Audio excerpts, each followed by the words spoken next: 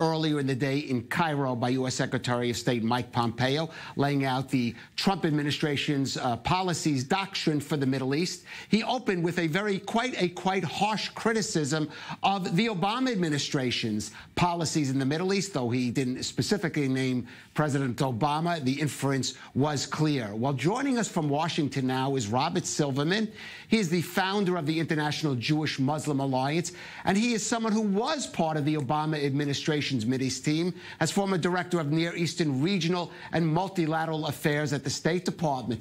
And Robert, let me just start by asking you, did you think Secretary Pompeo's criticisms of the work the administration you were in, were they justified and were they correct?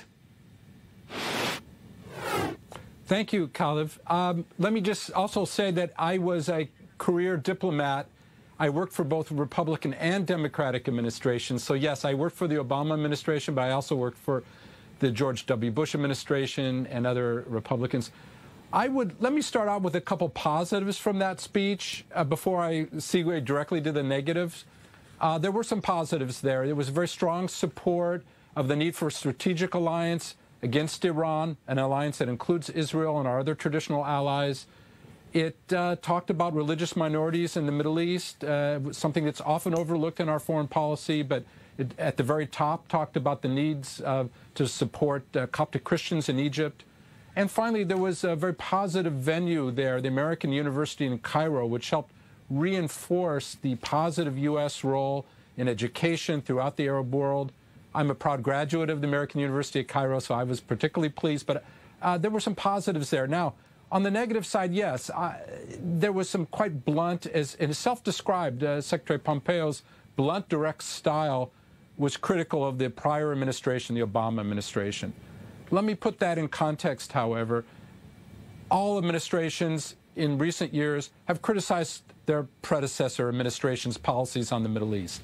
Certainly the Obama speech in Cairo in June 2009, at the beginning of his first term, was looking back to the George W. Bush administration and, in a much more deft way, was critical of that prior administration. So the fact of public criticism of the prior administration is not new.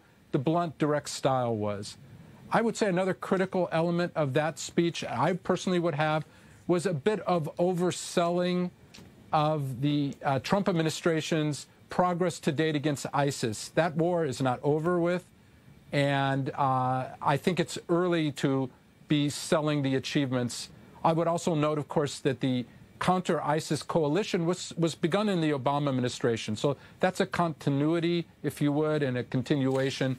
Such continuities are often overlooked in political speeches like that one. But for the career professional group of people working on these issues, we see a lot of continuities as well as changes. Robert, in the 30 seconds I have left for you, Secretary Pompeo saying the mission in Syria or the mission against ISIS there hasn't changed. How realistic is that if there are no U.S. boots going to be on the ground there? Well, the good news there is that U.S. troops, yes, will eventually go, but it's a conditions-based withdrawal. So there will be a final counting on the military side. I would close by noting that, defeating ISIS is not purely a military task. To make sure that that extremist Islamicist group is wiped out from the region, you also have to go into the populations to work with them. And so it's beyond military. Okay, Robert Silverman.